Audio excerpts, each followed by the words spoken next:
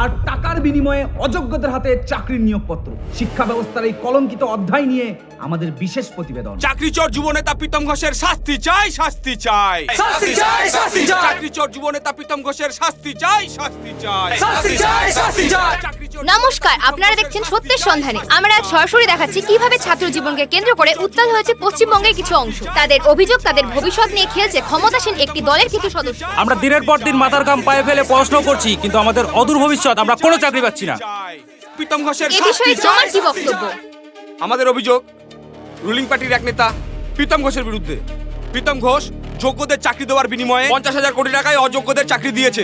এই বিষয়ে বড় কোনো কাউন্সিল বা নেটওয়ার্ক জড়িয়ে থাকতে পারে। এই বিষয়ে আমাদের ন্যায় তদন্ত চাই ও ন্যায় বিচার চাই। প্রীতম ঘোষের শাস্তি চাই, শাস্তি চাই। আপনারা শুনলেন ভবিষ্যৎ প্রজন্মের কণ্ঠ। এই অভিযোগে কারা যুক্ত, সত্য কি, তার তদন্তেই চোখ থাকবে আমাদের পরের রিপোর্টের। সঙ্গে থাকুন এবং দেখতে থাকুন সত্যের সন্ধানে।